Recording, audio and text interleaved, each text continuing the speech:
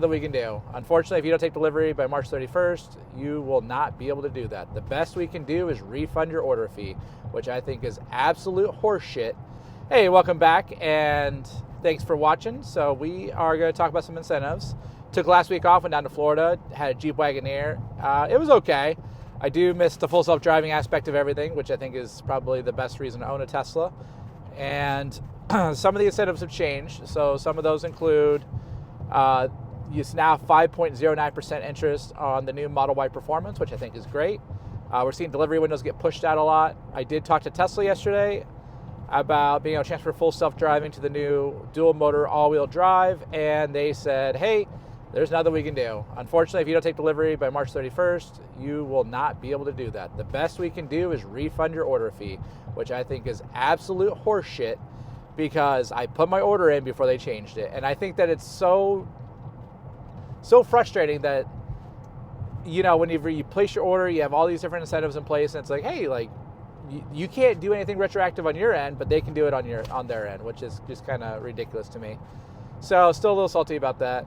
So now the only option I have is to upgrade to a Cybertruck before the end of the month in order to transfer my full self-driving. And I think that is, it's not the worst thing in the world necessarily, but I am going to be paying, you know, a lot more. There's only one Cybertruck in Connecticut that you can actually get that's in inventory, and it's a Cyberbeast. So I'm interested in the Cyberbeast a lot because, one, the performance is similar to what my Model X Plaid is. I was watching some Car Wow videos last night on the drag racing aspect of it, and I mean, it's a second and a half slower in the quarter mile compared to the Model X Plaid, so there's a lot to consider on that aspect. The luxury side of things is a little different. We don't have this heads-up display right here. We have everything on the center screen that doesn't rotate to the left or right, and then we have the I think they call it the Sparko steering wheel, where this is the yoke. So there are a bunch of differences between the two. I am doing an overnight test drive this weekend, Saturday night and Sunday night, and I'll give you a little bit more information on that as well, because I want to talk about the differences between the two. I want to see if changing out my Model X Plaid to a Tesla Cybertruck in general is a good idea, or if I should, you know, just keep in my Plaid. And I do think that my Plaid is good. I don't have any real issues with it. I think that the Hardware 3 kind of puts a damper on things, because there's still no real date of when they're going to upgrade the Hardware 3 vehicles to Hardware 4 or Hardware 5, depending on whenever that finally comes out. I still think that timeline is going to be 2029. Yeah, I really do think it's going to be 2029 before Tesla even considers upgrading any of these Hardware 3 cars. And I know people have been saying left and right, oh, they're going to do it, they're going to do it, they're going to do it. I really don't think that's going to be the case. I think that they're going to wait until, you know, the full self-driving unsupervised gets fully released to all cars. They got to modify the software in order to be able to do that. Come up with the hardware architecture of taking Hardware 3 to Hardware 4 or 5 in order to make it safe for unsupervised full self-driving. And then they still have to make that software. So, and we haven't even seen, you know, version 14 Lite yet. And it should be coming up soon, I would think. I would think that someone said June. I can't remember who said June, but just kind of makes you think a little bit. And then also, too, now that we have the R2, Rivian R2 pricing out, I think that's interesting because there's a lot of different things. I was watching out-of-spec reviews, and one of the things that really stood out to me that I know I like a lot was the vehicle to...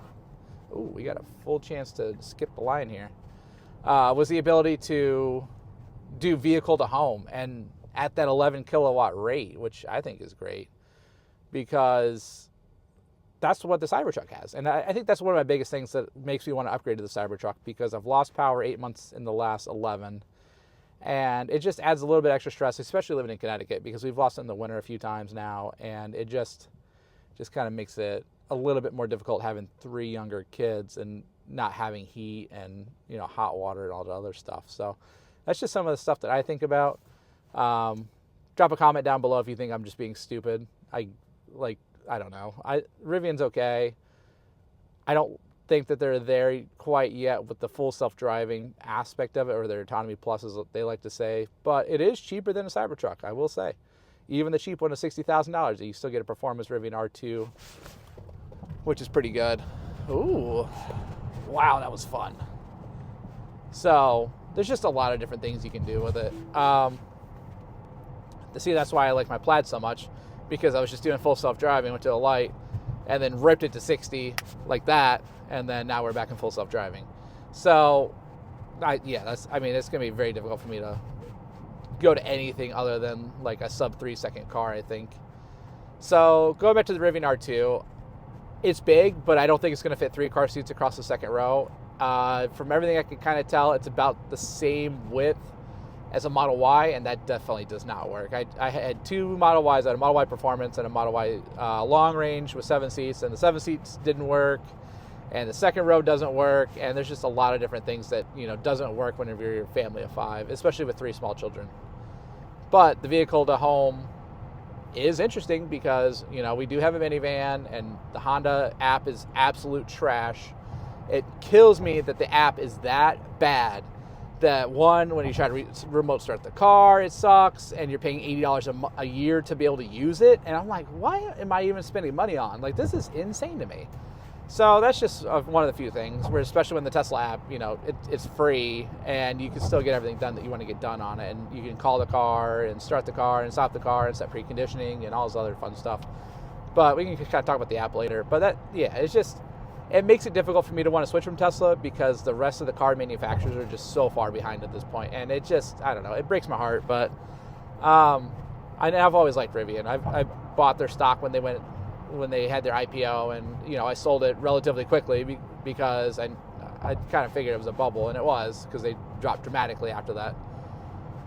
But it's just one of the few things that I think about, and I think the capability of the R2 is there, especially with the vehicle to home, and the Autonomy Plus I don't really care about as much. I don't think it's that good just yet, and obviously they're going to refine it, and they're probably like 3 to 5 years behind Tesla in terms of like their hardware 3 capabilities, especially once they get that version 14 light out, and then stuff like that. So trying to roll into the incentives a little bit. So for Model 3, all vehicles, with the exception of the Model Y standard,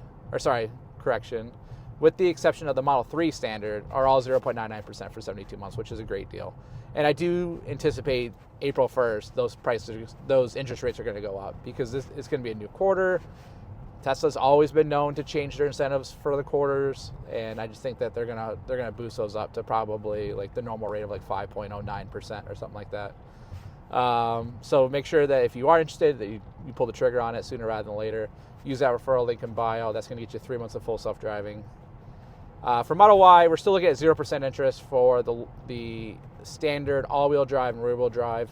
I don't know what's going on in X, but somehow, for some reason, people are just posting that left and right. This is nothing new, guys. This thing has been around. It's been 0% for 4 months now, 5 months now, 6 months now, somewhere around there. At least on the rear-wheel drive version, it's been 0%. So now, people are talking about it a lot more, and I don't know if I love that necessarily, because it's been around for a while. So why are we just now starting to talk about it? Why were we not talking about it months ago? I know that I convinced my sister to buy a Model Y rear-wheel drive standard because it was 0%.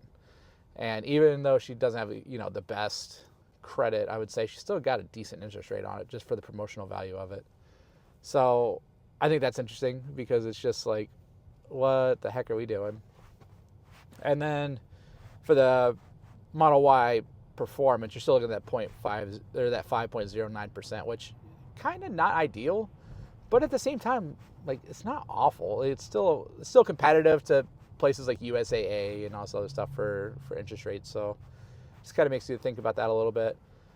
Hopping over to Cybertruck, we're looking at 3.99% for 72 months, and I want to say it was like 6.29% if you got 84 months, which 84 months is a long time, but it is a very expensive truck. Still don't know what those interest rates are going to be for the dual motor all-wheel drive. I'm just going to call it Cybertruck standard, because Model Y standard, Model 3 standard, I know they changed it to just the base or whatever, but I just can't get that out of my head. It's a standard. And then for the premium and Cyberbeast, like, you're still going to get the 3.99%. So another interesting thing that I kind of think about with the Cybertruck, not a lot of inventory. The inventory, at least in Connecticut, is 1. It was 3 over the weekend, which was good. We saw 1 all-wheel drive premium, which is interesting, and then we saw 2 Cyberbeasts, 1 with black interior, 1 with white interior, and the all-wheel drive premium was gone within like 2 hours of being on the website as available, which I can't believe that. That's crazy because it still had the cyber wheels. It still had cyber wheels, black interior. It wasn't anything too fancy, but it was gone immediately. And I saw one person post on Facebook about it, and then within an hour and a half, 2 hours, it was gone. Same thing with the Cyberbeast. There was the dark interior, like the tactical gray interior and the white interior. The tactical gray was gone. It was there for probably like a week and a half, 2 weeks, somewhere around there, and then it was gone. And then now there's just that white interior left that has over 3,000 miles on the demo part of it. So it just kind of puts it in perspective a little bit about what that actual, what those actual buys are. Coming over to the S and X, we're coming up in the last quarter that you can place an order for those. So after Q2, those are going to be gone forever. And I think it's a good send-off because not a lot of people are buying S and X. I think there was like 20,000 units last year, which is still not a lot by any means. And now we're seeing, inventory, not a lot of inventory discounts, but a couple on used demos or like repaired demos. I think the most I saw was close to $10,000, and that was because it was a repaired demo, which means it's been in an accident. There was no data that you could really see on what actually happened, which I thought was interesting. So I'm not so sure if it was just someone was driving in a test drive and they, hit a wall or something like that because they were being stupid. But it's a good deal. Like if you can get a good deal on it. So that's one of the things I like about it. Still coming with that LUXE package for the S and X, and that's going to get you full self-driving, which is the only way you can get full self-driving included with the car. Free lifetime supercharging, free lifetime premium connectivity, and then you get that 4-year maintenance plan. So they did remove that from the Cyberbeast, which I liked, and that brought the price down to about $15,000, and now we are just seeing that on the rest of the models. So if you know anyone looking to buy a new Tesla and they want to do a test drive of one, please use my referral link to book that test drive, and that's going to give me visibility that someone's looking.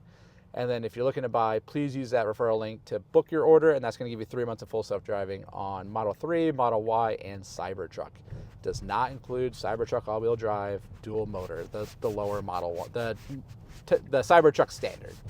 So I hope you find this information very helpful, and if you know anyone looking, please reach out to me on my Instagram, and I check my DMs all the time. So if you don't see anything, just drop a follow, unfollow, and then refollow, and then that'll let me know right away. So hope this is helpful, and I'll see you in the next one. Like, comment, subscribe, all that fun stuff, and I'll see you in the next one.